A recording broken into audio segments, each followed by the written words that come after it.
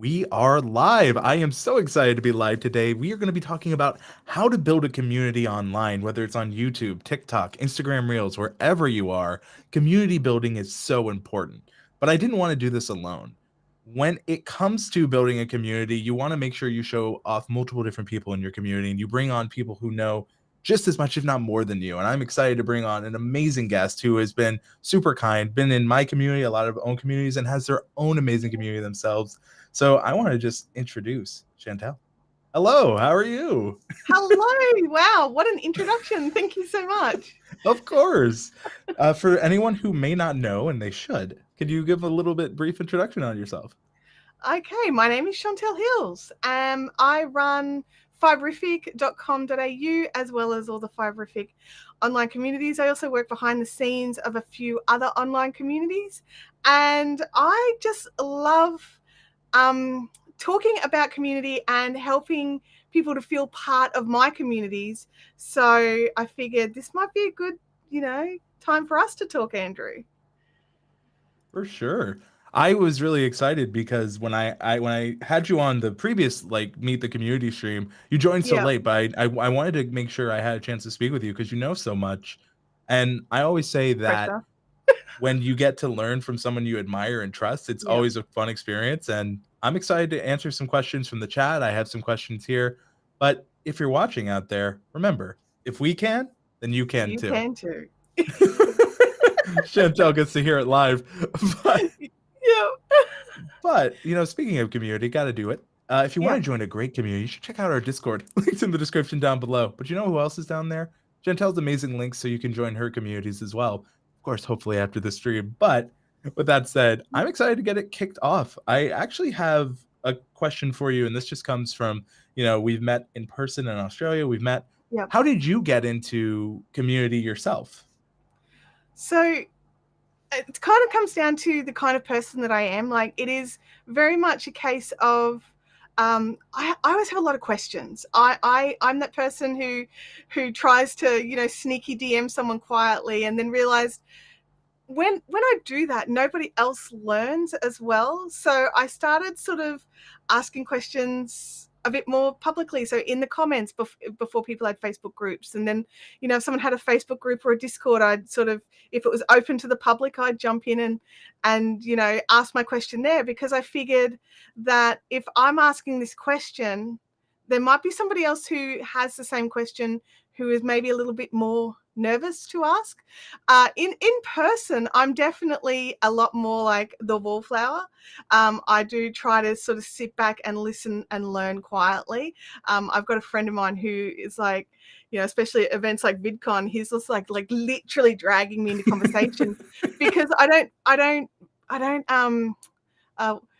I say I don't butt in, and he says you don't get involved. But what it is because I'm also that person who feels that if someone's having a conversation, like, can you just walk up and join? Like, obviously it depends on the environment that you're in, but in our online communities, you can absolutely come in and join. You can absolutely ask your question. You can piggyback off someone else's question. No one nice is going to be offended by this. No one who is like also asking questions and wanting to learn is going to be upset when you do this. And so I thought, you know what? I need to make places that this is okay. I need to make a place. And I have a regular live stream over on my Fiberfix channel. We've been going every Thursday, 10 till 12, for like the past 5 years or something like that. And I realized that the people who are in the chat, so the regulars, like in here, you've got Ike and Doug and all those sorts of guys who are always in the chats. They are creating bonds and friendships between each other as well. Yeah. And once the live stream is over, that's it. They can't talk to each other anymore. And so I thought, okay, that's silly. Like, I make friends in live streams. I'd love to talk to them more without friend requesting or DMing, because to me that's that next step where it's like, oh. And so I built the Fiberfix Fun Zone, which is like a private Facebook group for those that are in the live streams jump over into the fun zone and can continue on, and they share. And we've got like a list of our favorite recipes. We've got go-to crafts that we make when we need to make a quick gift for somebody. It's like, oh, someone's coming in 2 days and I have to make them a thing. So we've got like these resources that have just been built by the community. And it gets to the stage where I'm there and I'm looking and things like that, but I don't feel like I'm working because the community are having conversations in chat. So it's more like popping in and saying hi. It's not like, oh, I need to start a conversation, because the conversations are starting. 100%. Sorry, I get very passionate about this No, stuff. I love that. Like, I love that you talk about building a place where the conversation can keep going. And I think that's a natural way to keep that community centric idea, but it is extending that and it's going above and beyond what the standard is. I also Yeah. love how you bring up how, you mentioned that you wanted to give voice to people who may not say anything. Candidly, off air, I showed you a little bit of my analytics, and a majority of my audience is actually female, and a lot of them may not speak in chat and stuff. Like, if I notice here, a lot of my audience speaking is male, and I love you guys, don't get me wrong, but you never know who's watching, Boys are and you cool never too. know. But you never know who's watching, and you never know That's exactly right. what you can do to make people feel included. And I think that you taking that next step is any advice people can take here. Anna Michelle says, I'm a female. And I say male, female due to that's what YouTube breaks it down as. Whatever you identify as is cool in this zone. You mentioned fun zone, so I just want to make sure that is clear and to anyone watching. But I really think it is amazing, your passion. And that's one of the reasons I brought you on, is because I could tell just how passionate you are. Yeah. So I find when building a community, and this, in case anyone out there doesn't know who I am, I've helped build some of the largest YouTube communities, one for TubeBuddy, one for an MCN called Freedom. And one of the things we always try to balance is, who fits, like who really meshes well with like what we're trying to do, and how can we gain more people like that. So I know a lot of people here are trying to build a community. What have you found besides, the fun zone and like the after hours has really worked in your community for getting people active and engaged? I find that asking a question, like an open-ended question, and not just like it's got to be a meaningful question to that community. So you've got to think about the people that are in there and what are they interested in. Like in the Can Do community over on Discord, it's just like, if you've got a tech question, you throw that in there, because you're going to get like boom, boom, boom, boom, boom. You're going to have so much help.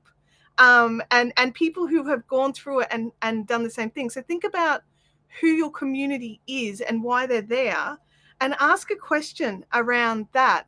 And then if you, because sometimes it's cricket, sometimes you hear nothing, and it's just like, there's your question laying there like a dead fish in the sun. And I love that visual.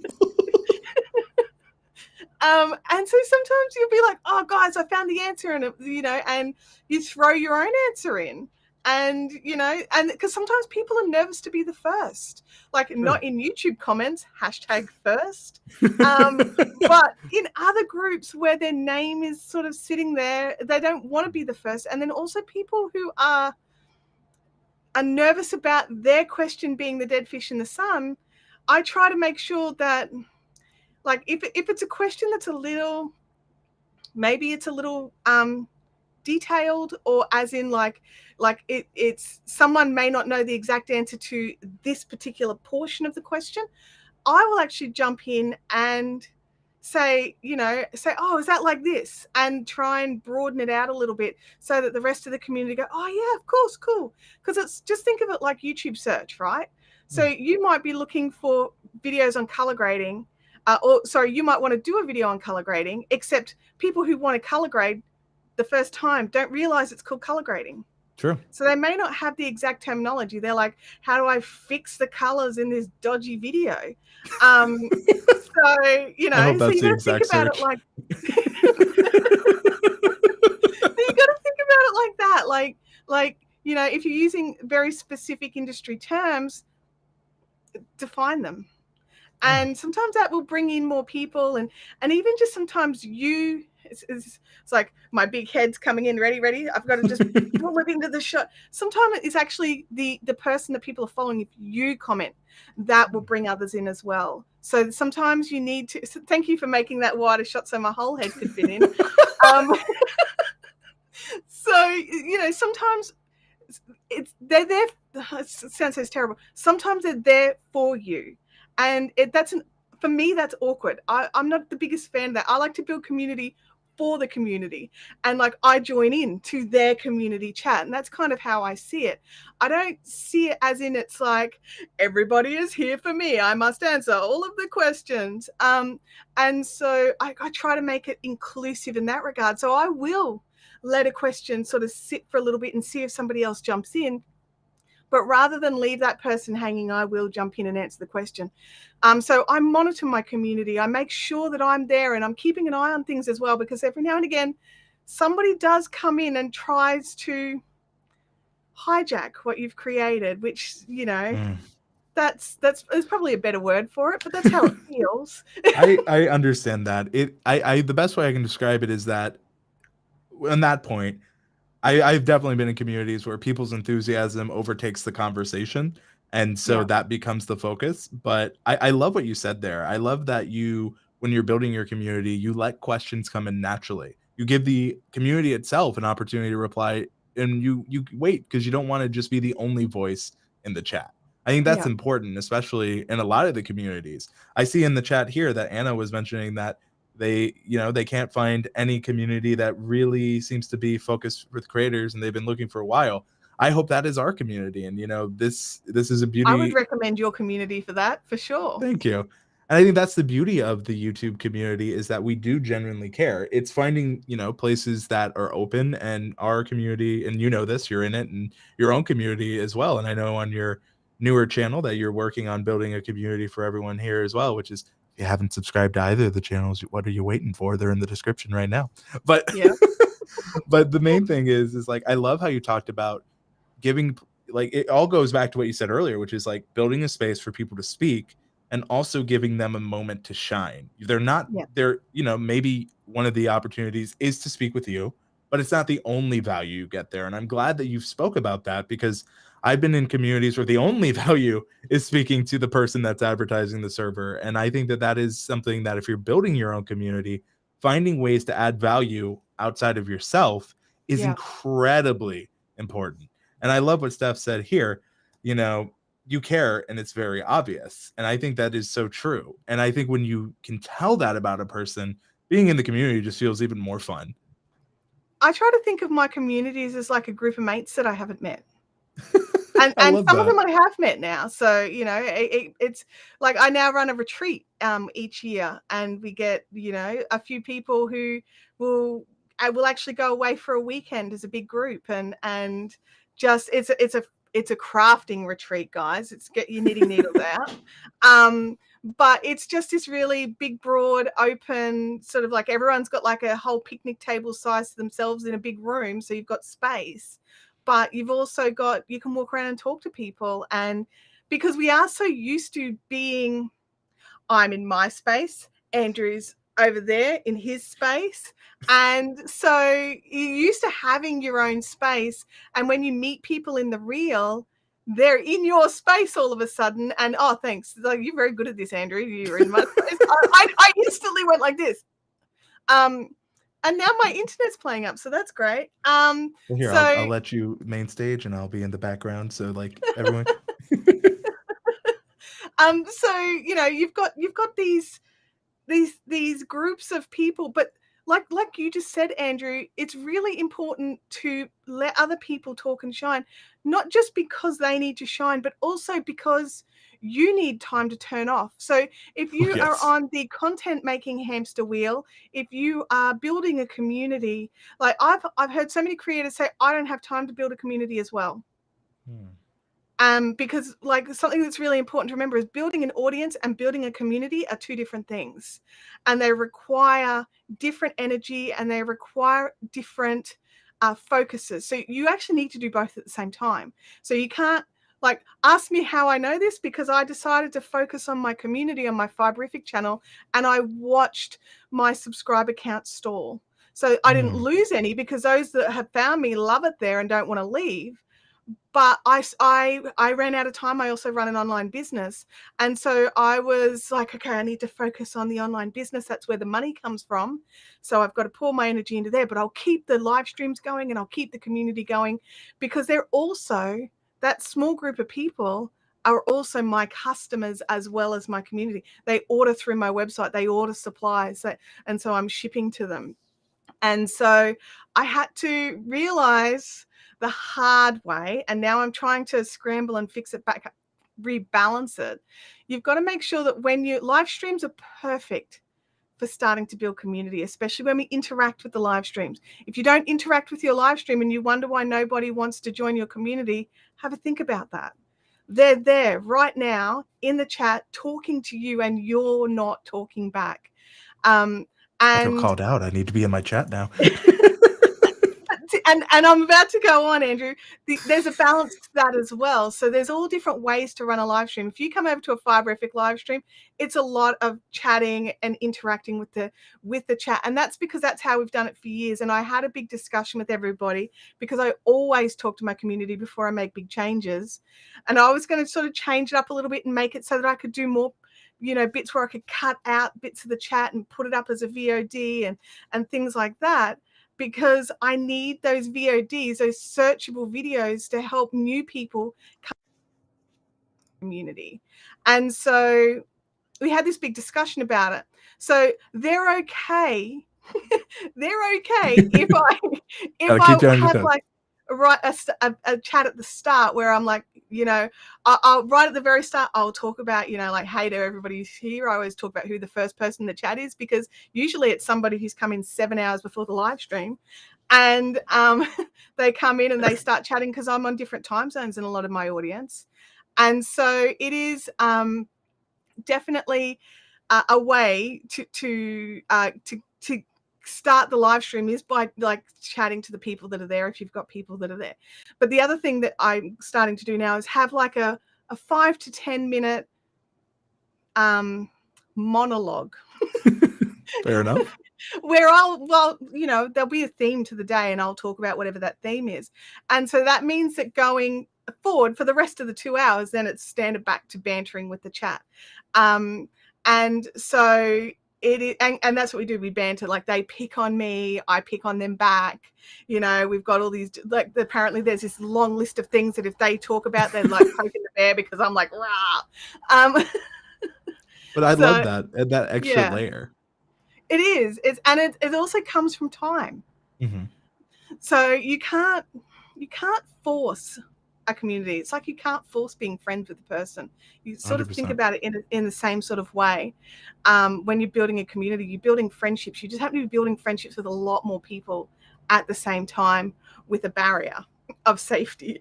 100%. But I like that approach to it because really, you mentioned earlier, there's a difference between when you're building an audience and building a community. Ideally, you're doing them at the same time, which is what I feel like a lot of people will focus on one or the other, but not do them together. And that's something that I picked up when in my own career very early on, is that when you're building that audience, you also need to extend and build a community at the same time. I mean, we had 13 people watching live, and I'm very grateful for each and every one of you watching. And that right there is that sense of community. There will be more who watch the replay. If you're watching that replay, let us know in the comments. Of course, you mentioned that call to action. I'll jump into the comments and reply to any questions that you have. And there you go. That's invaluable, though. And you talked about the power earlier of an open-ended question. So I just want to keep our chat going with an open-ended question. Are you team tea or team coffee? And this also goes to you as well. Oh, see, I'm on the You have fence. to pick. I'm not going to let you. All right, I can't live without coffee. I can live without tea. So coffee. I start the day with coffee every day, and if my coffee machine is broken, there is issues. I love less now because I've got cold brew in the fridge at all times. Very fair. I actually have some cold brew as well. That's my drink of choice. I wanted to say quickly to Ike, who is moderating, I love that. Thank you for the super sticker. I love that it reads it aloud. So character exaggeratedly stretching his arm forward to offer a cup of coffee. Oh man. One day they'll add that. But we actually have a question from someone in our community, and I think this is a really good part. We were talking about the importance of building both, but what's really the difference between audience and community to you? So for me, an audience member is somebody who may comment on a video or watch. They are the watchers, the viewers. And a community member is somebody who will go that next step. So they will join the Discord or the Facebook group or whatever and interact there as well. They'll ask their question there. And that's the prime sort of, if I had to put like a pin in the difference, that the community member is that person who would take the next step. So I consider everybody who is here in this live stream chatting a community member. You've made the effort to be here at this time that was convenient for obviously me, not Andrew, because I'm like, I really don't want to get up at 4 a.m. Andrew, please. No, I don't. Can we do it later? No, I actually, that was something I made sure. I was like, I know it's like, you actually suggested an earlier time. I'm like, why are you waking up so early? I'm like, I don't want to. I'm in Australia. I am used to having to work around American time zones.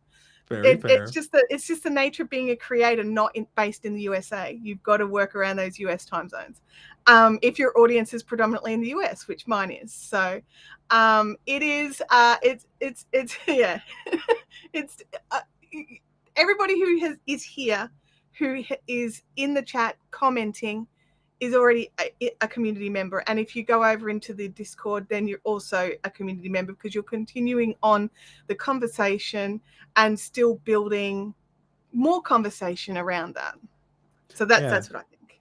I love that. And I guess the way I answer that is very similar to what you said. I think that, your audience is people who discover you, right? Like they're the people who are just getting new to you. Maybe they watch 1 to 2 videos. And your audience are important as well. 100%. I'm not saying that they're not important. They are important, but I put more of my time and effort into my community because they've put their time and effort into me.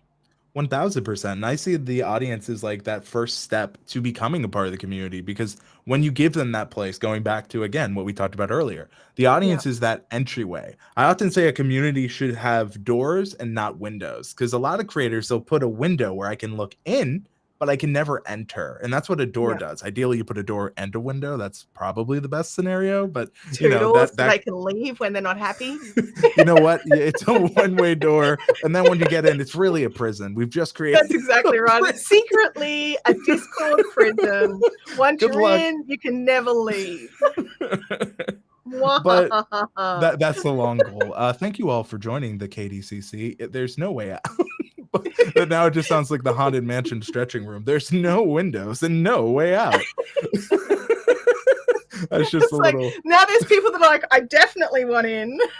They're like, you know what? I was happy before, but now this is starting to sound really terrifying. But in all seriousness, this goes into the question that I'm seeing here from Dimmy, which thank you so much for not only being here, Dimmy, but also your support over the year. An amazing filmmaker, if you haven't checked him out as well. But he mentions, how would you turn a community member into a super fan? I think going on the point I was making is like, once you've introduced them, they become an audience member. As you were mentioning, Chantelle, they're in the chat. They're starting to take that next step. Those are the people who can really become what most people would consider a super fan. But I think it is not a lot. One thing I've noticed is a lot of people will start hard selling. It's just showing up. That's what I've learned. It's more powerful than anything. Like, you can try to sell them, but actions will speak louder than words. If you show up, they will show up. What do you think on that, Chantelle?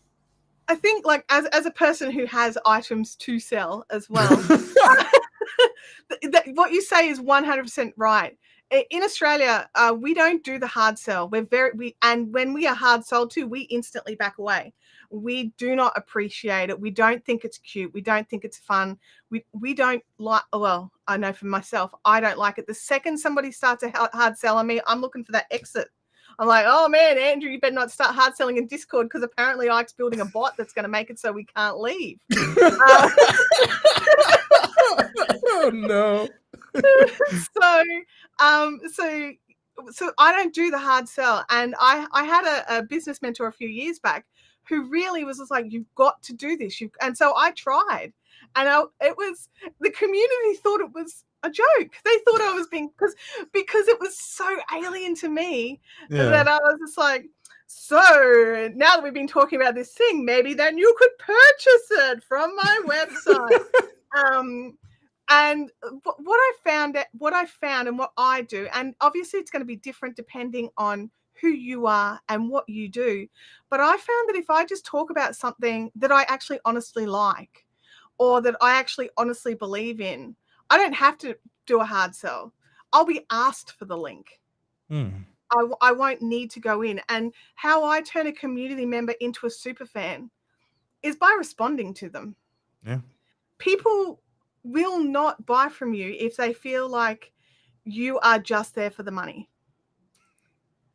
Yeah. I just started, that's why I chuckled. I see being time to start selling Yeah. ice to Eskimos. But I think that right there is like, if people feel you're only in it for the money, it shows. And that is one of those things where obviously we're all creators making a goal And we all of need to living make an income. of Like I'm 100%. not saying we don't. Yeah. But there's a very fun clip from SpongeBob. He's just walking down the road and it's like, it feels like somebody's trying to sell me something. And he just turns around and it's two door-to-door salesmen like, oh no, he's on to us. You never want to be the salespeople behind it. And like, I love that you mentioned when you build that trust, eventually the support from those super fans, they're going to ask for a link that supports or kicks back to you. I've seen that in our own Discord server, right? And I've seen that in people like Nick's chat where they're like, hey, Nick, I want to get this, but do you have a link I can support you with? That's a mutual friend of us both, right? And so I think that it's so important that you build that sense of camaraderie and showing up, because when you do that, the super fans are going to want to support you anyway. I also personally don't call them super fans. I feel weird doing that. They're my community, and everybody's 100%. equal in the community. Yeah. Yeah. And but I understand the terminology. That's very much a yes. Pat Flynn thing. Yeah. Yeah. And also YouTube, you know, they call some people call their channel members super fans. Maybe Pat Flynn is a huge part of that. I've always thought so, but I can't say where they got it. But you know, I think it's important to just in general, just make sure you like it goes back to that inclusivity point, and that the more you include them, the better. And I think involving them and also like there are some live streams I'll turn up to and they're like, oh, it's live stream day again. And it's obvious they don't want to be there. They wanted to be off doing something with their friends or their family or something. They've made their time with their community. They've showed up physically, but they haven't showed up emotionally or mentally. They are just, you know, clocking in. And you can totally see that. And I think video is really it really highlights that a lot. So if you're not passionate about what you're talking about, if you're having an off day, you know what? If you say to your community, guys, I'm not feeling it today, I'm so sorry, they'll be like, yeah, cool, no worries, bro, we'll see you next time. Yeah. And sometimes when you do that, the missing of you builds more hype for the next stream and more people show up. And you're feeling it more then as well, hopefully. And you're still phoning it in. Please don't. And that's the thing, like if you go and hang out with your mates and it's obvious, like, and this is how I think about it, if you're going and hanging out with your mates and it's obvious you want to be somewhere else, they know. Yeah. No one is that good an actor. True. I understand that completely. And I think that I like how one thing I've picked up, and this is good community building as well, is you always find a way to bring things back to being relatable, because that's another thing that is huge when it comes to be community driven is, are you relatable?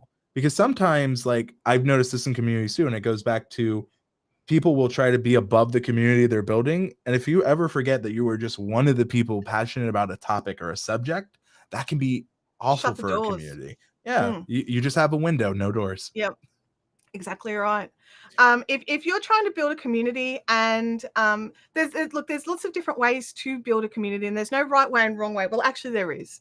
The wrong way is to expect people to come in and for them to do all the work and then you just to reap the benefits. Yeah. That's the wrong way. And the right way is absolutely allow them space, allow your community the conversations that they have with each other. They're building friendships with each other and you're creating a space for them to do that. But you need to be there. You need to be keeping an eye on things. Like especially at the moment, there's some harsh stuff running around the world. And you need to be in there to nip that in the bud and stop the bad conversations and keep it on a keel that you're happy with for your community, because it is an extension of you. And if you let it turn into a dumpster fire, that's on you. Look, just because you need warmth doesn't mean you burn the community. That's what I would say to that one. But jokes aside, I think that, the atmosphere we're trying to build is like inviting yet fun.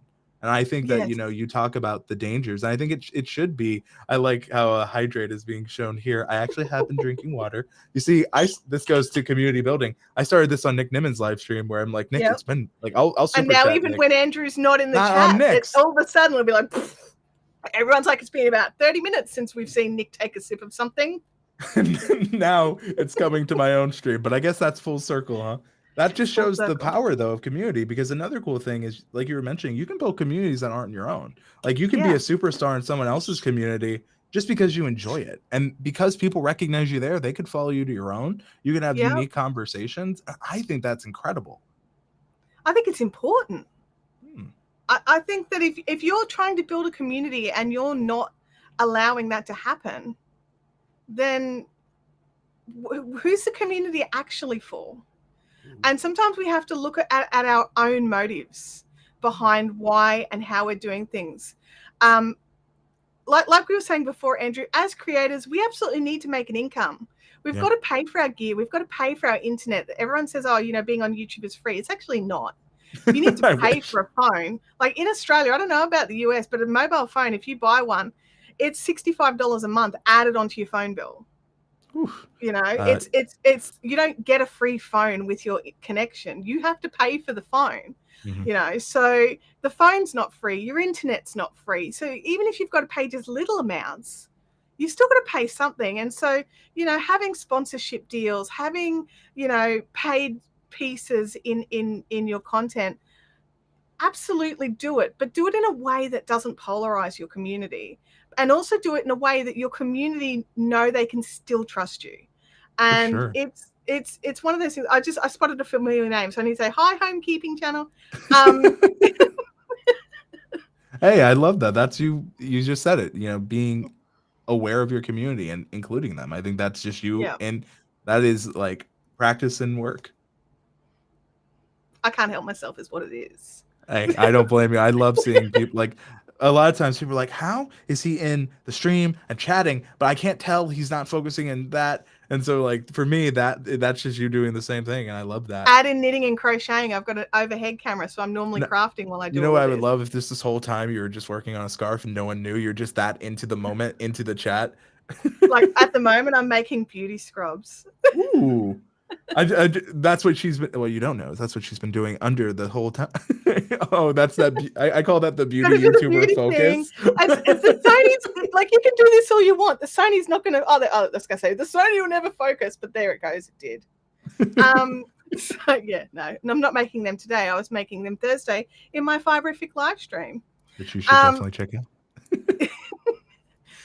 But and I think the other thing to remember is, as humans, it's okay to get sidetracked. Yeah. Like, try and pull it back into your conversation if you need to. But it is like, when do you go out and have coffee with your friends and like, right, I need to talk to them about this, and then stay on that topic the entire time? You don't. Hardly ever. That would be a miracle for me. So I think I love that ago, because again, you bring in the language, like, it is your friends. Like, eventually there should be a healthy level of separation, and I always say that. There's got to be a level of separation. Yeah. But at the same time, if you make it to where it feels like just a bunch of friends talking or acquaintances, like, that is powerful. And I say that. Go ahead.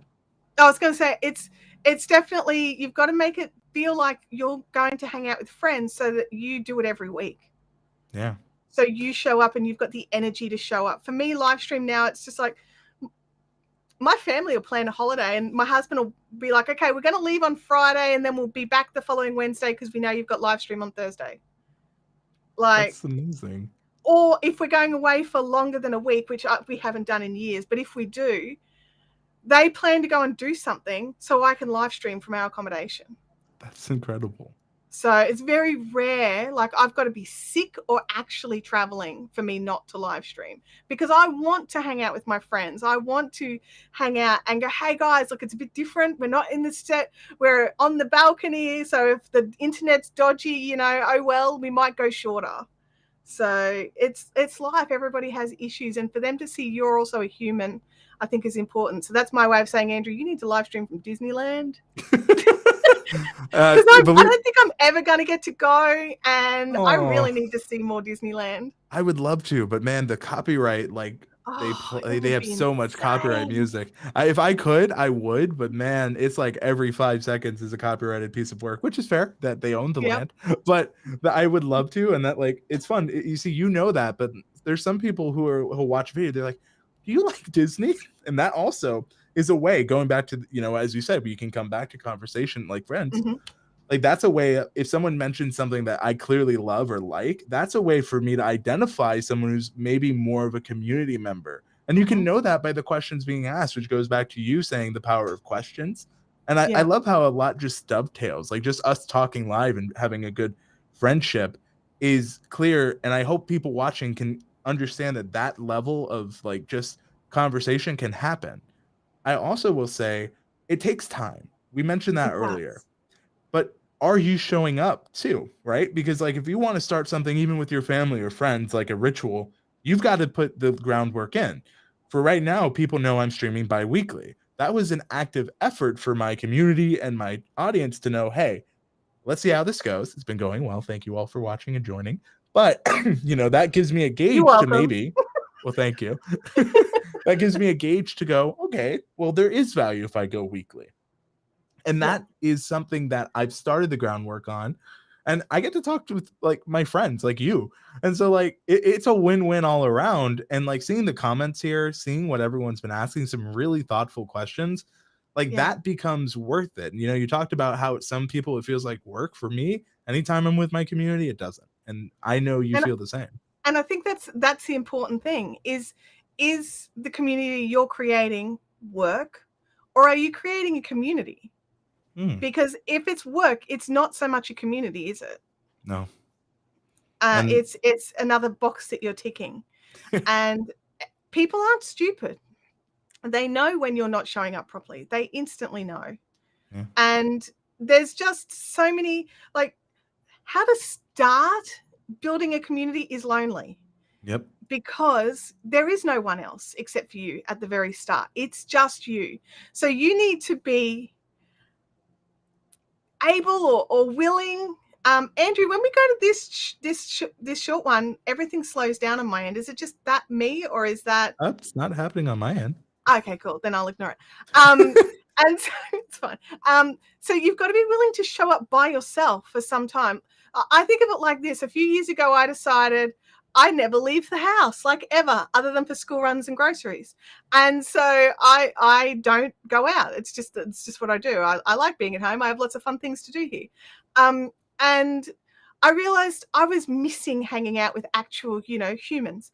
And Yeah. so I decided to start a craft group, because there wasn't one near me, and I love craft. And I went to that first craft group prepared to sit at a table by myself and just drink coffee. I went to a cafe. I'd organized it at a cafe. I'd shared it amongst some of the local community members who I didn't feel weirded out if they turned up. Because that's the other thing, is I was going to a real life place where I was real life going to be there. And I was either scared that I was going to get murdered, or or I was going to be alone. And they were that's the thought that I was going Those into are as some I'm walking into this extremes. cafe. I'm either going to be alone in real life or alone in the ground. That's So it. many You're in the shallow extremes. grave over here with some leaves. But it was, I got there, and because I'd contacted the cafe first just to double check, and I booked a table for 6 just in case someone showed up. No, I was like, now is it going to matter if it's just me? And they're like, if it's just you, we might steal a table and some chairs if it gets busy. I was like, cool. I'm scared of getting murdered and being like totally relatable. See, this is the relatable content you can expect in live streams. So this is how I went into it, and I got there, and what had happened was I teach around. I travel for teaching, and I was teaching in New Zealand, and a lady that I had taught in New Zealand contacted a friend of hers who lives locally and Wow. said, hey, that chick who I learned from is starting a craft group. You should go. So she brought a friend in because she was scared of being alone and murdered as well. And I got there and there was actually 2 of them sitting at the table when I walked in. I didn't realize that was my table because there were people there. And those 2 girls now they basically helped run that group. It ended up turning into about 30 to 40 people. We had to move Wow. venues. Since the current times with social distancing, most places don't let you do that anymore. But in Australia, we're starting to sort of like, a little bit of glimmer of hope. So we're looking at restarting it again. But you've got to be prepared to just step out there and hang out by yourself. Yeah. And Go ahead. sorry, you go, Andrew. No. I could just keep talking. I'm used to live streaming by myself for 2 hours. You mentioned about being either afraid to be murdered or being alone. Well, right now you're not going to be either. You're just going to have to deal with the third option. People show up, which, Yeah. as you were mentioning in your story, it will happen. And, I see that Dimmy here was talking about, I don't want to die, but I am alone. You're not alone. Like, Dimmy, I watch No, when you post. you're here in this live stream. 100%. And like, there is a difference of being alone and feeling lonely. And if that's how you're feeling, I do hope you reach out because I love watching your content. Anytime I see something from you, I make sure to share. So that, I think we have a new slogan on the side note. Are you scared of being alone or getting murdered? Then join our community. But, my community wasn't so murder centric before this live stream. You're welcome. Jeez. That's what's going to be in the rules. Rule 6, no murders. No Thought windows, that was clear. One-way door, and possibility of murder there. We really are just a prison, aren't we? We're just slowly losing. But again, welcome to our digital prison. I love what you were mentioning, though. Is like what I was going to say is one of my favorite quotes is the cave you fear to enter usually holds the answer you seek. And that is from Joseph Campbell, and it's from The Hero of 1,000 Stories. And a community is the story you're trying to tell with people you want to bring along. A great example is Ike in chat is the co-owner of the Can Do Creator community. Ike has been an amazing asset and help in every aspect and an amazing creator in her own right. So for me, sometimes when you're building a community, you can also do it with other people that you trust, like me and Chantelle. I've been wanting to collab with you for so long, and I'm like, darn it, I'm going to find a way. So here we are. Because you also need your community. Like in live streams particularly, I am very much in team moderators. Like obviously I moderate for a lot of people. So I'm like, everyone needs moderators. Who wants me? No. No, but I think moderators are super important as well because it means that they're normally part of the community. They're not hired people. They're people that were showing up. They're kind of like the ultimate super fans that they will come in and help you. And they will jump in and delete the bot messages and answer questions, especially like you look at some of the larger streamers where the chat's just going at 100 miles an hour and there's literally no physical way the streamer is going to be able to answer every single question. A good group of mods helps people still feel included and helps them still feel like they're part of a community and they're not being ignored.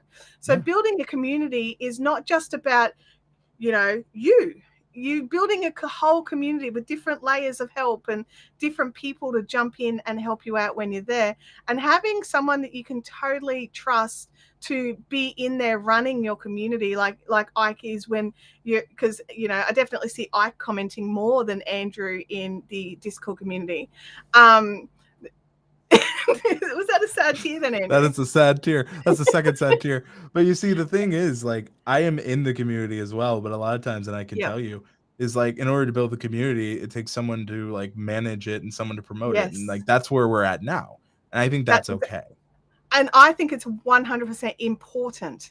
There needs to be someone that you can trust who will use your voice and understands where you're heading, so you can step back and let the community do their thing. 100%. Because if you're always in there waiting around, they're not going to mesh. They're waiting for your response. Yeah. And so I was having a little dig about Ike commenting more than you, but it's 100%. I actually recommend that. Like, I mean, I help mod in another community where the actual person who runs the community very rarely jumps in. So when they do, and they do respond to someone's question, it's exciting, True. you know, and like that person is totally approachable. It's just that the community is for us. It's not for them. If that Yeah. makes sense. They've really gone to that sort of point where the community is for us, the members of the community. 100%. Yeah. And I think that's when you mentioned that, and part of it is I don't want to, and we go back to it. I don't want to be the main focus of the chat because sometimes that'll happen too. It's like, oh my God, It Andrew's here. It's does. like, wait, let's not lose this conversation. Let's keep it Yeah. going. So I Yeah. think that as you grow a bigger community, that's also important is to realize like when you don't say anything and you let the community figure out, that's also a powerful moment as well. And I think that goes back to the balance. Yeah. Also, that just makes me feel better and lie to myself a little bit when I can't reply. Yeah. The other really super important thing to remember during all of this, whether you're audience building or community building or both or whatever it is that you're doing, it's okay to screw it up. Yeah. It's not permanent. It's not murder death. It's not really death. It's virtually. Believe, despite the rumors by Chantelle, which are slanderous, and my lawyers, well, I'm just kidding, I don't care. But despite the fact that there's death and murder in this, okay, I need to talk to you about the KDCC in Australia because like death and murder are not happening in the US. But jokes aside, I think that what you're saying is so true. Is that it is okay to make mistakes. Like same as you will in your content, you're gonna learn. Now, it's also important to own up to the mistakes too. Yes. Like don't be above that. And sometimes in community building, that can make you even closer with your community. Like when guys, your community I'm so see sorry. that you're actually a human person with all the bad, not and so the good. bad. And the good. We keep going down this really dark. Well, I have this image of myself that I'm really disorganized and I really screw things up all the time. My community kind of used to it now. I'm like, guys, I stuffed it up. It's like doing damage control. The KDCC server is death free 100%. I'm checking KDCC later to see if that is written somewhere. It needs to be. It needs to be. But it's definitely like you have to own up because otherwise it's going to come to that whole thing again of trust. If they can't trust that you will stand up and go, guys, I'm really sorry, I double booked. And not like, oh, there was an error in such as, no, I double booked. It's that simple. I can word it however I want. At the end of the day, if I don't say what I did wrong, then I'm lying to myself and I'm lying to my community. And if I lie to my community, I know I've lied to my community. Yeah. And I'm not okay with that. I mean, I think it comes down to the person, but I'm not okay with that. So there will be levels of I can't say something. Like if something's coming up and I'm excited about it, but I can't share that's fine. But I'm not going to out now. No, nothing's coming. There's nothing happening. If I've accidentally like spilled a teaser, because like, I don't know about your community, but mine are like, oh, teasers, I'll have some of that. But you've got to just say, oh, I can't talk anymore about this. I'm really sorry. I shouldn't have said anything. I mean, they're going to keep wheedling in the chat, but you've got to just be honest. You've got to say what you've got to say and not beat around the bush and not be ambiguous. Just say what you need to say to apologize and move on to the next thing. Yeah. And also you can just start with, guys, I've messed up. Just make a YouTube video. It usually goes great. Jokes aside, I appreciate you taking I hate those videos so much. I know. But I think it's important. A little humor because we're a mostly YouTube-based community here, but also content creation based. I think a lot of us have seen those kind of videos.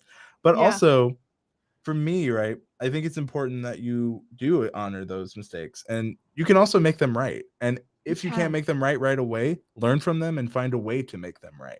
Absolutely. And I think that is how the community grows stronger. I found that even like being in other communities, like when someone makes a mistake and they own up to it, the like level of camaraderie grows and there's a power in there.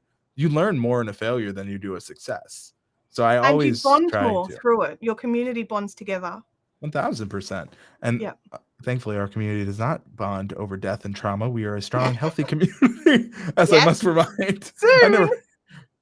But we do have a question from JC Games Room.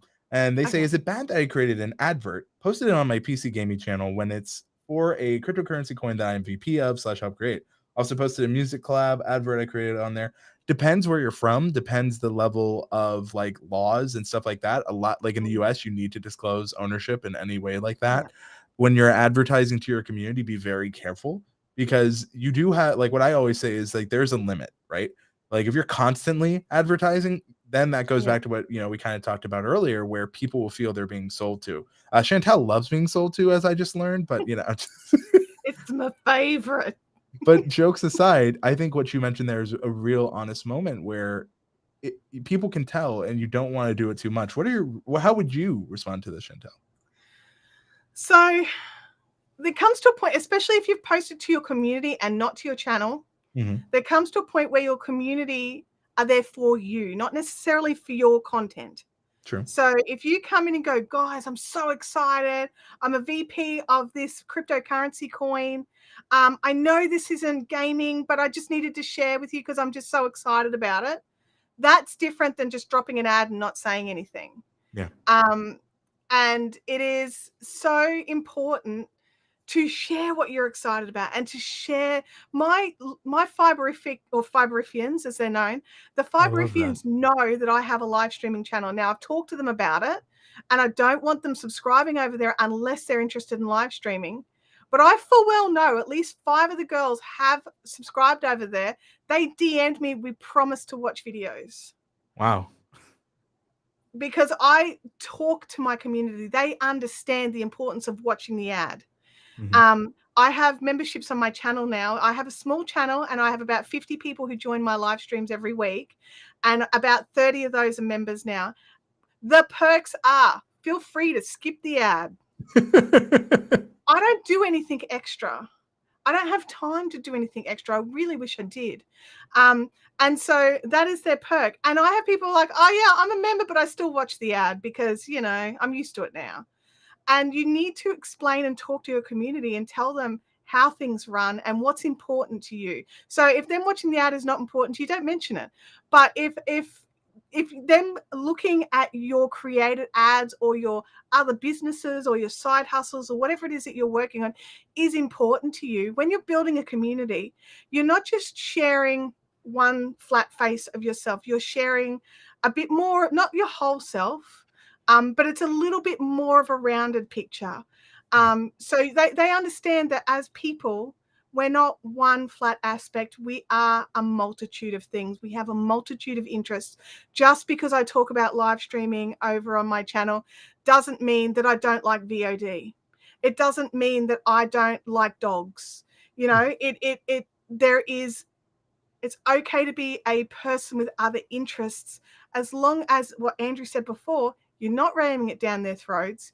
You are doing it rarely and on occasion when something exciting has happened. Yeah.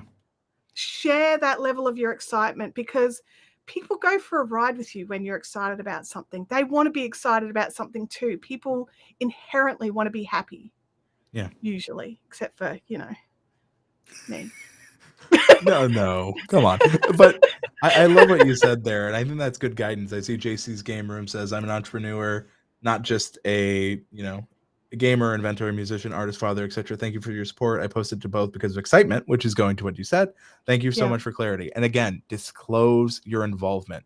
Yes. In the US, that's the legal thing to do. Something that's important to remember when you're a YouTube creator and you're outside of the US. So, Andrew, this may not be so relevant for you.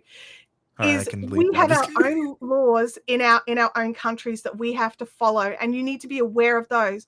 But you also need to remember that YouTube is a US-based company. Correct. And you need to follow their rules and their guidelines as well. So just because your country may have a better copyright rule doesn't mean that you can jump in and go, well, actually, YouTube, I can do whatever I want with this content, because there are countries that don't actually protect copyright. So you can't do that. You have to follow both sets of rules. So in Australia, we don't have any fair use rules for copyright. If it's copyrighted, it's copyrighted, hands off. So, so when I see people go, oh, but it's fair use, I'm like, oh, you're obviously American. And because you've got to think about, this is a global community you're creating. Yeah. And while, yes, a lot of your viewers may be centered in one place, I'm Australian. I stream at a time that suits me in Australia at 10 a.m. my time, which comes out to, I think it's about 5 p.m. PST. And that's what time I stream, because that's what time suits me. I'm home from school run. I've had time to set everything up, caffeinate, just get everything. And I had to sit down and make that decision. Yes, would it have been better for me to live stream at a time that suited my community in the US? Probably. Would I have been as easy to roll into a regular upload schedule? Probably not.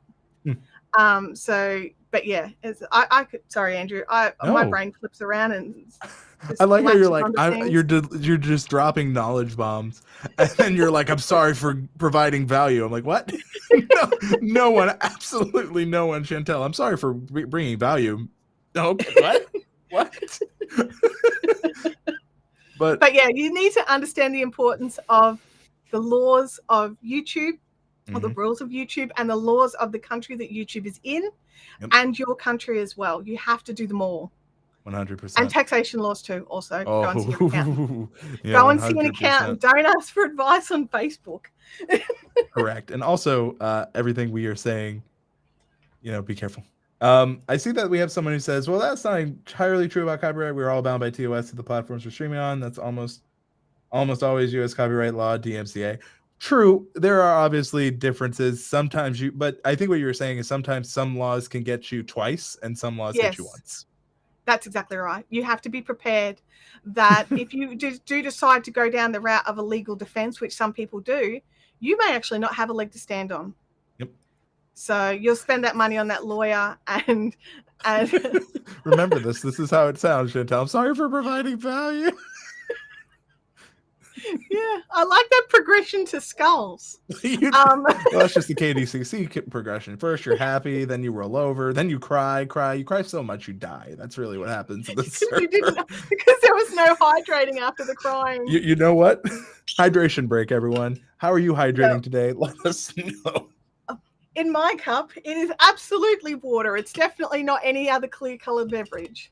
I'm a basic H2O kind of man. I do like water. It's the middle of summer here. It's very hot. We're going to hit 32 degrees today in my tin shed. And so I hope the air conditioner isn't too loud for you guys. I'm not turning it off, so get used to it.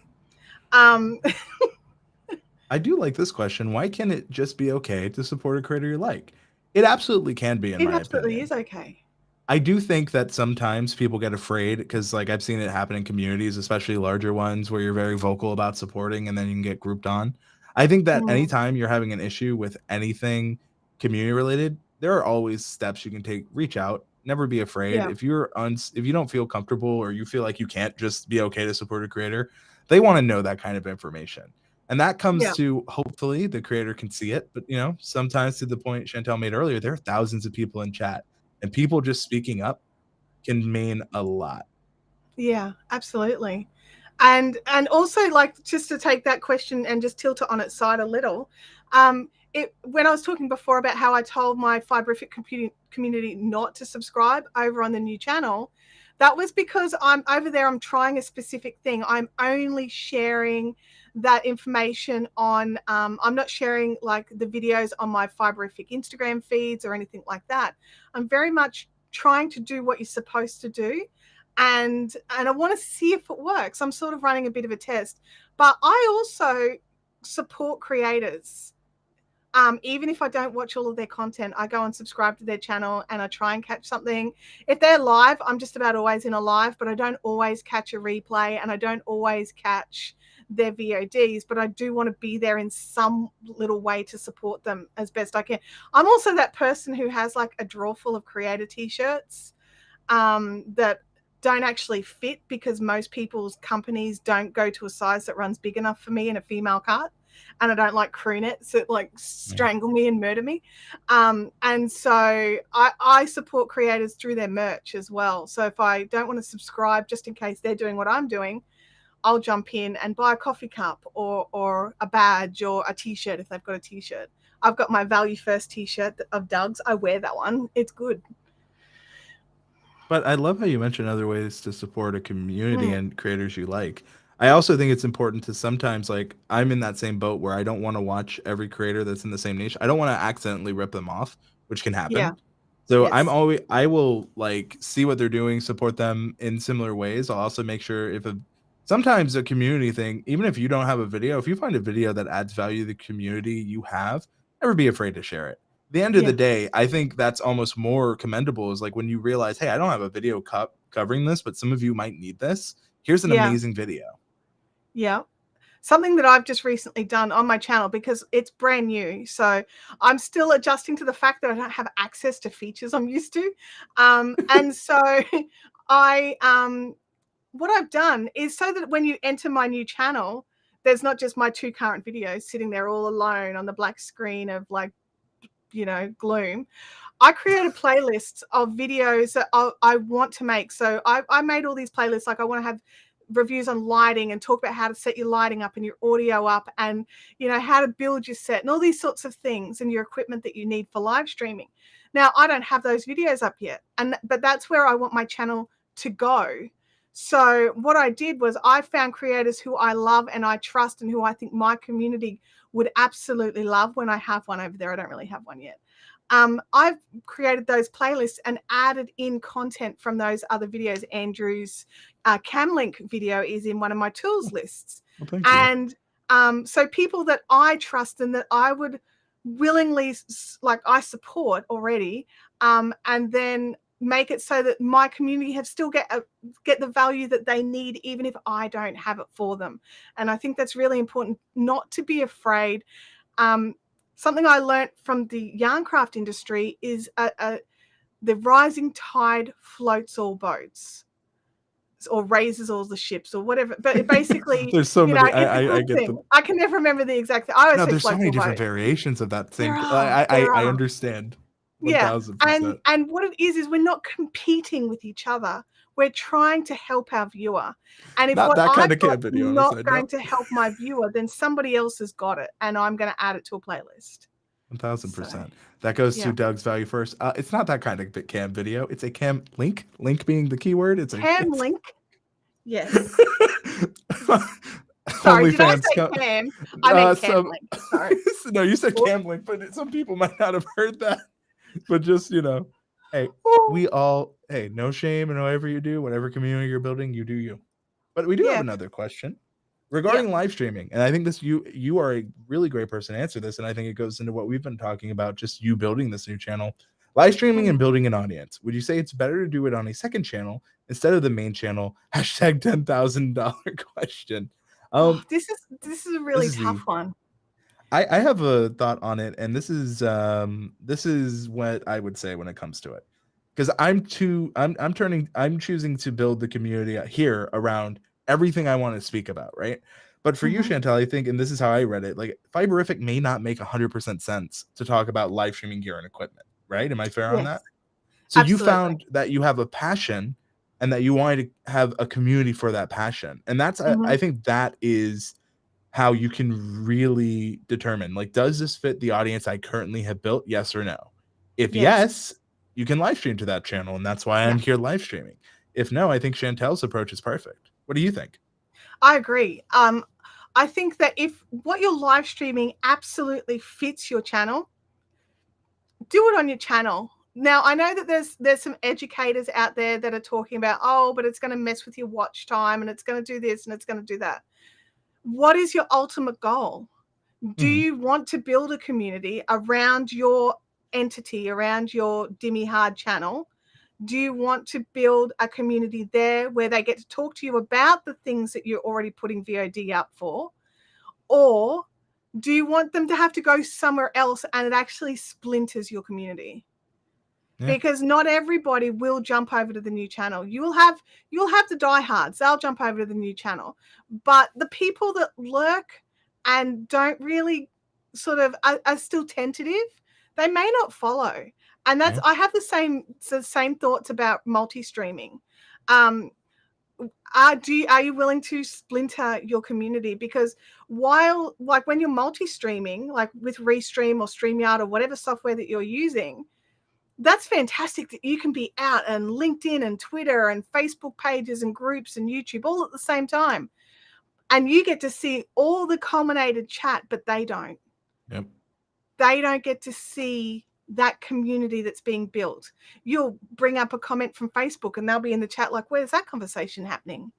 You know, they're missing out, and you don't want to create that. And that's how I feel about splitting channels.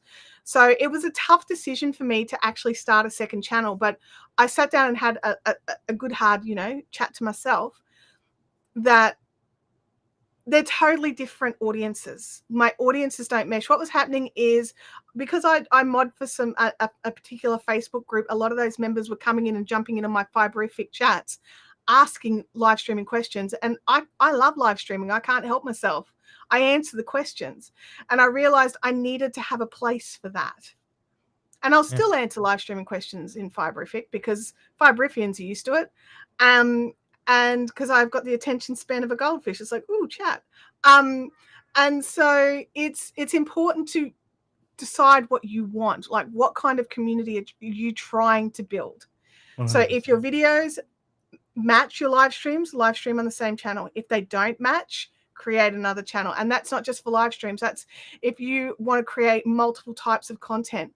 Like, you may think that just because somebody likes music, they'll be interested in a drum review or a microphone that's great to go over, you know, a violin or whatever. That's not going to be the case. People who are there for the music are there for the music. If they want all those more technical reviews, create a separate channel for it. Yeah. And I think that, you know, there's power in ultimately finding a niche. It's not only for your YouTube channel, but for your community too. Yeah. There is both power, and some people find a niche limiting. I find that you can really expand a niche when you know how it serves the community you've built. It really Yeah. comes down to how you are going to focus on it, right? Like for me, I'm doing a lot of filmmaking stuff, but that, you know, it came from me not knowing it, right? And Yeah. I, in some ways, I went to film school, but I don't think you know, you should spend hundreds of thousands of dollars going into debt in the US to go to these stuff. And a lot of what you can learn online, right? So if I can Yeah. provide value that I needed way back when, then I feel like I'm paying it forward.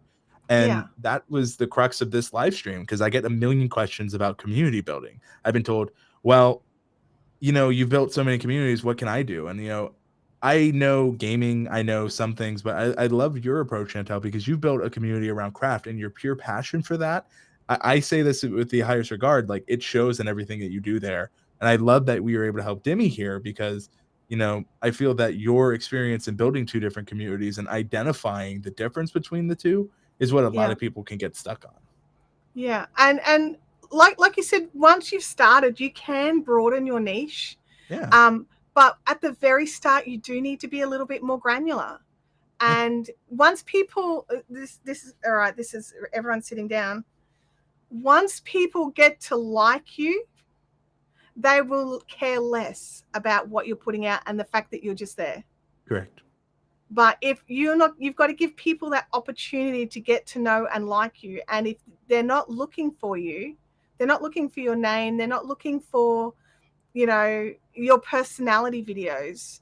Like it's like that whole starting a vlogging channel when you've never done YouTube before. Yeah. Well, I'm sorry, you're going to hurt yourself. But it's like when people start a vlogging channel and because they want to share what they're doing and that, you know, they love that. That is awesome. But you also have to understand, and this is where it gets a bit mean and harsh, is no one knows you, so no one gives a crap. So they don't care about your vlogging channel yet. And you have to give them that time and the opportunity to get to know you. So make your vlogs about something in specific so people can find you. And then they get to know you. And then they will be like, oh, where are they going today? Because it doesn't matter what you're vlogging. They're there for the journey and the story. But you have to let them get to know you first. You can't expect people to come in and be your best friend like that. It's not how it works. It's not reality. 100%. And I one of the things I often say, this comes from a YouTuber I watch in a completely different niche than mine, but I love what he says. This comes from HasFit. Shout out to them. They helped me lose 100 pounds. Different story, different day.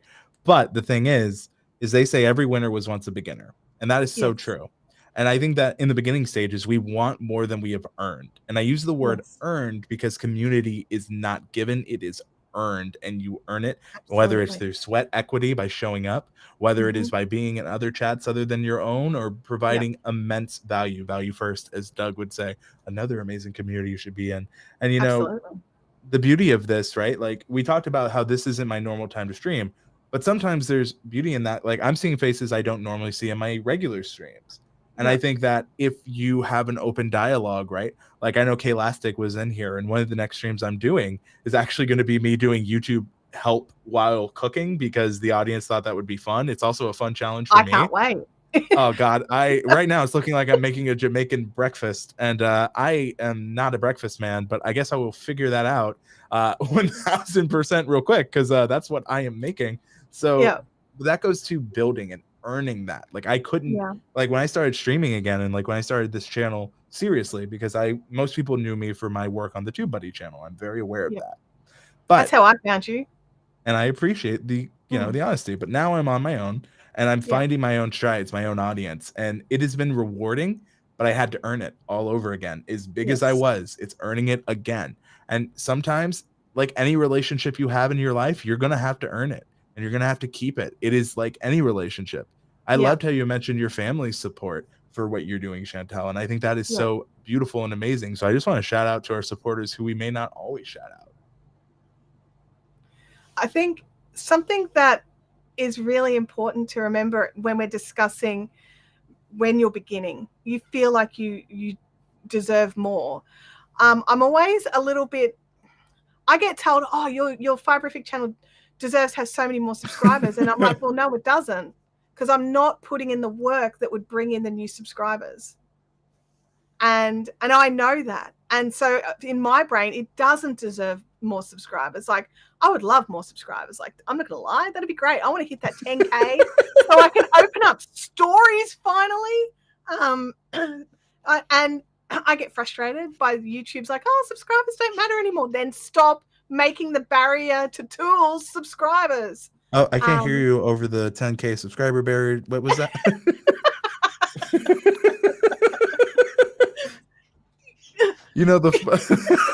But I love how you mentioned that because that bothers me on the complete. We yeah, talked about it's okay to have like friend moments in a community. yes, absolutely. Subscribers don't matter until you want to try these amazing features that can help grow your channel.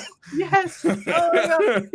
And because I've started the new channel, I was like, oh man, I got the 100, so I've got a URL, so that's great. And it's just like I was like, oh yeah, I'll share this today's stream on my community tab. Yep. Hey, they So did lower it. We'll give credit they where did it's lower due. it. I'll get there a lot faster. Thanks, YouTube. Don't worry, they'll But move the goalpost later. I know. So, and like, I don't care that it's not monetized. It doesn't bother me, because it's like, oh no, I'm going to make 14 cents this month. Woo-hoo-hoo. No, What am I going to that is spend it real. on? Actually, I think is in Australia, a kiloliter of water for the home rates is about 14 cents. So there we go. There you I go. could hydrate this month. I need to hydrate right now. If you couldn't tell by my cough. That's right. So yeah, it is. It's definitely one of those things where it's like, okay, people deserve more. They deserve more. They deserve. They don't. And I'm that harsh person. It's like, no, you don't. You haven't got channel banner. You haven't filled out your about page. You haven't done some of the basic little things that you can actually do. You've got this, and you've got to show up, and you've got to put in the work. I meant So to make yeah, you full if screen. you don't show up and put in the work and actually put into play the things that you've learned, and I'm that person. I know lots and lots and lots of things that I don't do.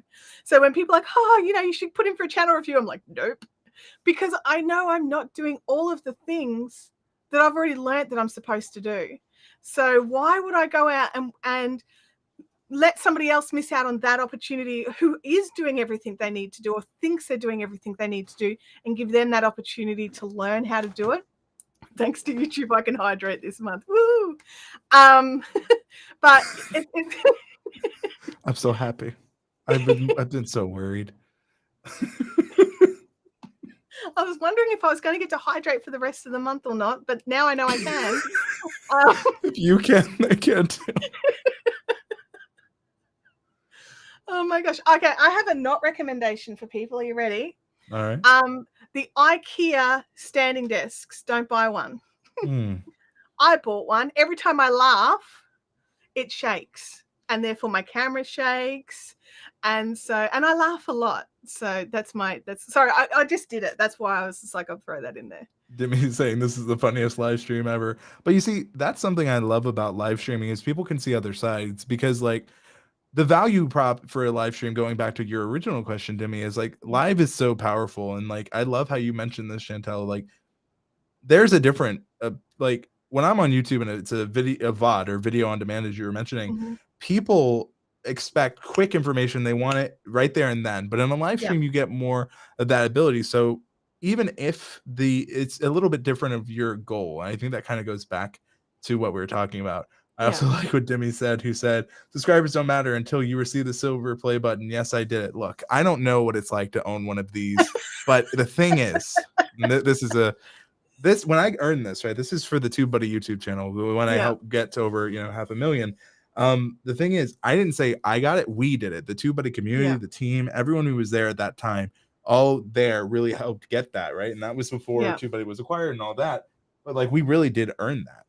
Yeah. And I think that's a huge, when you say, yes, I did it, you're missing out on what we as a community did. Yeah. And sure, you may not be there yet, but when you do get there, it's the we. It's not just you. There are 100,000 real people behind that. Never forget it. Something that's really important to remember is never underestimate what community can do. I know full well there are people in my community that had no idea I existed until another community member said, hey, come and check this chick out. She's insane. And so you've also got to understand that your community can help you to grow more and not to devalue that and not to I mean, I'm that person who's like, there's no I in team except for if you've got one of those A's that have got I know that saying. But because I always think of as YouTube as a team event, even though it's me putting in the work, I'm not the one sitting there viewing. So I don't create the income as such from that perspective. And I try to remember that. I try to keep myself grounded. It's very easily for me to get sidetracked on different things. And so I try to remember that I'm creating things for other people to view, and I can't do anything without their views. So that's how I think about YouTube generally. And I think Angelique, I would love to have you on if just as a opportunity, because Angelique is also a part of an amazing team that has built something incredible. Mm-hmm. And thank you for saying that. People often get swept up in ego and take all the credit. Not saying that your team is doing that, but I've definitely been there. I think I've been in industries where that totally happens. And I think that's a hard thing to be in, but it's remembering like the community will know. And like one of the things I was surprised with is how many people will follow you past what you've done. And then, you can also never assume, right? Because I've gotten in trouble for assuming how people knew me. I had someone who, this is at VidCon like 2018. And so I was like, oh, hi, thank you so much. He's like, I love your content. I watch it all the time. And like, he actually, was quoting like things I did. So I was like, wow. But I assumed he knew me for one thing. He knew me for my gaming channel. And he just blew me away because I just, in my head, I never assumed that you would know me for that. I assumed you knew me for what I put the most value in. And you never know where people find you. And like, I've seen that. I've seen that with, for example, I was with Nick Nimmin in social media marketing world. And someone said, oh, you're the moderator in Daryl's streams. And to him and I, that was a little funny because like, it's Nick Nimmin to us. But they just thought all he was a moderator in Daryl Lee's stream. So it really can be humbling. And like I've had that be where like I've been giving advice based on like what I've learned on YouTube, and someone's like, I don't even know who you are. Why should I trust you? But because the community recognized me, they're like, you should listen, and here's why. I didn't even have to speak for myself. And that, going back to what a super fan is the kind of community you want to build.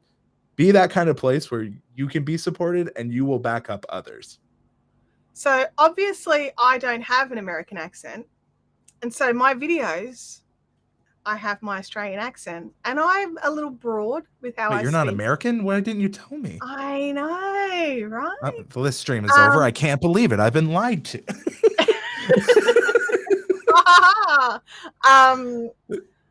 And somebody commented on one of my videos and was taking the mickey out of my accent. And I'm sort of sitting there reading it thinking, what the frick? Like, out of everything you could pick on, that's where you went. Okay. And I sort of sat there, and then I watched. My community jumped in and replied, and I kind of ended up having to delete it because they were a bit harsher than I probably would have been. So what I'm Like, learning is if you mess with Fiberfix, the community is just going to start getting their, like, where do you think the murder, death, kill comes from? Fiberfix, that's the slogan: murder, death, kill. If you're not nice. There was actually a thread about 1,001 ways to kill people with knitting needles. It was very thorough. It was very thorough. But that wasn't on the Fiberfix community, but that wasn't a knitting community that I was a part of. I'm not a part of that community anymore. Hey, we all grow, we all learn. We do. But it's one of those things, isn't it? That you just have to keep going when you've totally lost track of what you were talking about. No worries. What we were talking about is building the community you want. And also, when it comes to building it, think about what you wanted and what your ideal community is. Build from there. Start from what you see missing, right? So for me, like, when I'm building this community, what I saw missing was, like, affordable filmmaking. Like, that's something that's really passionate to me, because going back to my roots in film school, some of my professors are like, yeah, just buy this $2,000 light. I'm like, I don't think you understand. I am broke. Yeah. I spent all my money getting here. And now you're telling me I have $2,000 lighting kit, and if I don't have it, I'll fail. Little did they know I made do with budget lighting, and they couldn't tell, or maybe they could, but they couldn't fail me, because like, the end of the day, I don't care what you used to create. I just care that you tell your story. And similarly, I don't care what platform you use to create your community, but create it. Yes, I agree. When it comes to where to build your community, whether you go with Discord or Facebook or whatever you choose, have a think about who your community is and where they would feel most comfortable. For me, it's Discord, but for my community, it's not. It's Facebook, because of who they are as people. And if I wanted them to jump in regularly and feel comfortable to chat and talk, I needed to put my community somewhere easily accessible for them. And so that's where I decided to do Facebook over Discord. It's time I tell you, my preferred place for our community needs to be MySpace. Why aren't you in MySpace anymore? Are you telling me you don't care about their short form MySpace moment content anymore? I'm going to tell you, and are you ready? It's a secret. I never went on MySpace. Oh my gosh, you're missing where your community is. Turns out both of our communities are really massively involved on MySpace, and we're just completely wrong. We're just sitting here making jokes, and they're like, yeah, we've been waiting forever. Why aren't you here yet? We're waiting. I hope not. It's really important to ask your community what they want. Now, it's at the end of the day, you also have to be happy with the end decisions. True. But if you're getting the information, if you can get it from analytics, get it from analytics, because there's always the vocal majority who, you know, they will talk about what they think they want. And then you realize, okay, that was 5% of people. The other 90 would have been happier over here. So how... if we're not on MySpace, thank you, Angelique, for putting me in your top 8. That means so much. Oh my goodness. Who would have thought MySpace would have brought us so much joy in 2022? There's so much more friends now that we know about MySpace. I don't know if MySpace, I mean, I could just be like, I was in a void of working 7 days a week. Many years ago, back in my previous life, I had 2 jobs at the same time for the same company. Wow. And so I would day shift a desk job and then night shift a help desk job. And so I did that, and then would sleep. So I didn't go online very often and things like that. And I think that was the MySpace era, when I was working a lot and just didn't really do anything but work. So that could have been why I missed out on MySpace. Well, as much fun as MySpace is, we have a comment from... Oh, no, not actually. It's Hannity. Yeah. Hannity Bailey. All right. I'm always doing my best to pronounce names. Yes, community is so important. That's one thing we've always tried to do with my daughter's channel, to connect with her community and show them love and appreciation for their love, time, and energy. And I think that is a great place to start. I Absolutely. also think an extension of that is building that community. I think that goes back to audience and community. Some of the Mhm. easiest ways you can do that is Q&A. That's why you Yeah, see so many people do it. It's one of the bare basic easiest. Another way to yeah, do it is find something that is an undercurrent. And what I mean by it is a lot of times communities will have conversations with one another that you can start seeing. And if you answer them and you give them a space to speak, that's so powerful. yeah, yeah. I think Q&As are a double-edged sword. Ooh. I think if you've got a big enough audience, a Q&A is awesome.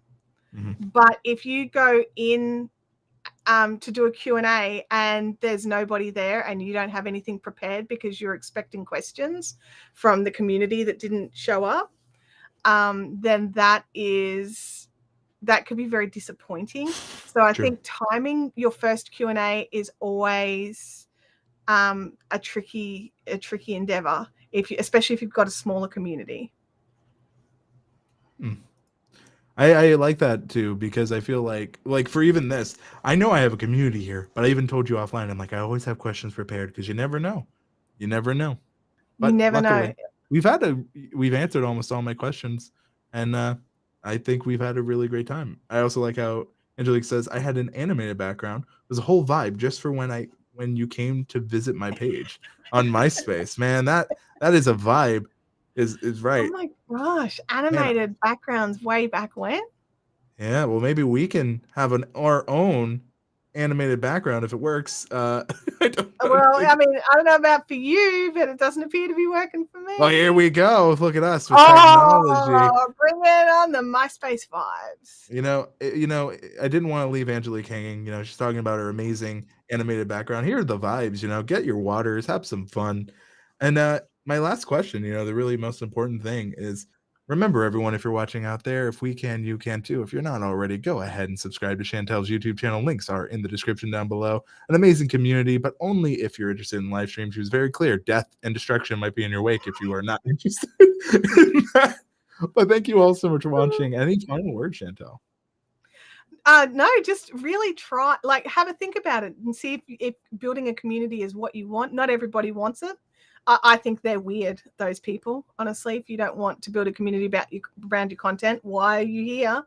But I think have a good think about the kind of community that you want and go for it. That's awesome advice. Remember, we're talking about building a community because it's one of the best rewarding things we've ever done. And if we can, you can too. You can do. Thank you for watching.